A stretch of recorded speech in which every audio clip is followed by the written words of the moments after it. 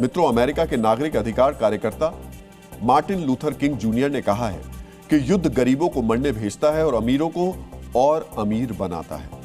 जिस तरह से ट्रंप अमेरिकी शेयर बाजार को मैनिपुलेट कर रहे हैं और जिस तरह से कुछ चुनिंदा लोग शेयर बाजार से पैसा बना रहे हैं, उससे मार्टिन लूथर किंग की बात सच होती दिख रही है। मित्रों, युद्ध से पैसा बनाना अनैतिक है, पाप है, और यह पाप ऐसे समय में हो रहा है जब पूरी दुनिया की मुश्किलें बड़ी हैं।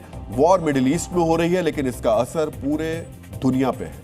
मित्रों, कोरोना के समय में जैसे बैन लगे थे, वैसे ही जैसी पाबंदियां लगी थी, वैसी ही दुनिया के कई देशों में शुरुआत हो गई है। फर्क सिर्फ इतना है कि कोरोना के समय लगा बैन महामारी से बचने के लिए था।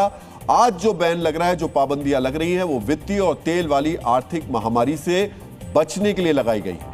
युद्ध में मुनाफा कमाना मानवता के खिलाफ कितना बड़ा अपराध है, इसे समझने के लिए पहले हमें दुनिया के मौजूदा हालात को समझना होगा। मित्रों, सबसे पहले अपने पड़ोसी देशों का हाल जान लेते हैं। श्रीलंका में सप्लाई कम होने के कारण तेल की राशनिंग कर दी गई है। प्राइवेट गाड़ियों को हर हफ्ते 15 लीटर और पब्लिक ट्रांसपोर्ट के लिए एक गाड़ी को हर हफ्ते 200 लीटर तेल मिल रहा है। तेल संकट से बचने के लिए बुधवार को अनिवार्य छुट्टी घोषित कर दी गई है। एलपीजी की कमी के कारण लोग परेशान हो रहे हैं। सोचिए, ऐसे वक्त में युद्ध शुरू करने वाले ट्रंप के करीबी अमेरिकी बाजार में दोनों हाथों से मुनाफा बटोर रहे हैं। बांग्लादेश में तेल की राशनिंग की गई। बिजली की खपत कम करने के लिए यूनिवर्सिटी, कोचिंग सेंटर बंद कर दिए गए। ऑनलाइन क्लास हो रही हैं। कोरोना में ठीक ऐसा ही होता था। बिजली संकट को देखते हुए 5-5 घंटे बिजली कटौती की जा रही है। पाकिस्तान में सरकारी दफ्तरों में 4 दिन काम हो रहा है। आधे सरकारी कर्मचारी घर से काम कर रहे हैं, जैसे कोरोना के समय वर्क फ्रॉम होम होता था। स्कूल और कॉलेज 2 हफ्ते के लिए बंद कर दिए गए हैं। सरकारी विभागों के लिए तेल का कोटा 50% घटा दिया गया है।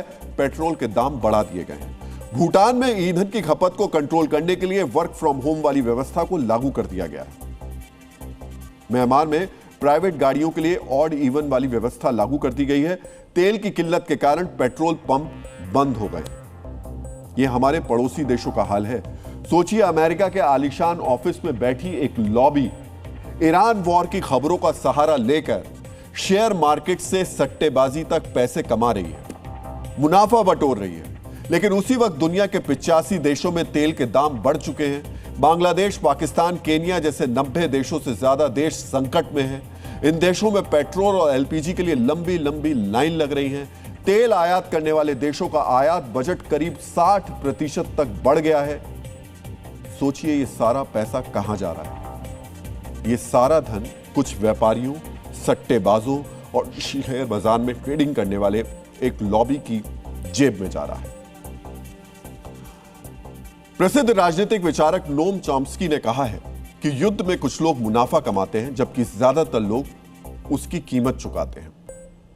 ईरान वॉर के समय नोम चॉम्स्की की यह बात पूर्णतः सत्य साबित हो रही है। संकट के समय ट्रंप के बयानों को आधार बनाकर अमेरिका में एक लॉबी अरबों डॉलर का मुनाफा बना रही है। वहीं दुनिया की 60% आबादी यानी 10 में से 6 लोग महंगाई के तौर पर युद्ध की कीमत चुका रहे हैं। यह संकट वैश्विक है। न्यूजीलैंड में 1979 के दौर के कारलेस डे, वहां पर नीति लागू की गई थी। यानी न्यूजीलैंड में 47 साल बाद फिर से लोग हफ्ते में एक दिन कार नहीं चला रहे। अब हम कुछ और देशों की आपको स्थितियां बता रहे हैं। जेट फ्यूल की कीमत बढ़ने से एयर न्यूजीलैंड की 1100 उड़ानें रद्द कर दी गई है। फिलीपींस में सरकारी दफ्तरों में 4 दिन काम हो रहा है। प्राइवेट कंपनियों में वर्क फ्रॉम होम लागू कर दिया गया है। वियतनाम में वर्क फ्रॉम होम की व्यवस्था लागू कर दी गई है। कंबोडिया में 6300 पेट्रोल स्टेशन में से 1/3 यानी 2100 बंद हो गए। मिस्र में रात 9 बजे के बाद मॉल, रेस्टोरेंट्स, रिटेल स्टोर बंद करने के आदेश दे दिए गए हैं। सरकारी ऑफिस शाम 6 बजे के बाद बंद करने का आदेश दिया गया है। केनिया में ईंधन की राशनिंग कर दी गई है। दक्षिण अफ्रीका में भी ईंधन की राशनिंग की गई। लाओस में वर्क फ्रॉम होम का मॉडल अपनाया गया है। यहां बिजली बचाने के लिए ऑनलाइन मीटिंग की जा रही है। दक्षिण कोरिया में ईंधन की राशनिंग हो रही है। संकट कितना बड़ा है, इसे ऐसे समझिए कि सरकारी गाड़ियों को भी हफ्ते में एक दिन इस्तेमाल करने की इजाजत है। सरल शब्दों में कहें तो आधी दुनिया का संकट चुनिंदा लोगों के लिए फायदे का सौदा बन गया है। सोचिए, अमेरिका के राष्ट्रपति, उनका परिवार और उनके करीबी उस वक्त पैसा कमा रहे हैं जब आधी दुनिया परेशानी में है। सोचिए, ये कितनी शर्मनाक बात है कि एक राष्ट्राध्यक्ष लोगों के इस तरीके की परेशानी में पैसा कमा रहा है। तो सर्बियाई फिल्म निर्देशक म्लादेन डोरडेविच ने कहा है कि युद्ध सिर्फ सफल व्यवसाय का दूसरा नाम है। ट्रंप और उनके सहयोगियों के लिए युद्ध सफल व्यवसाय बन गया है।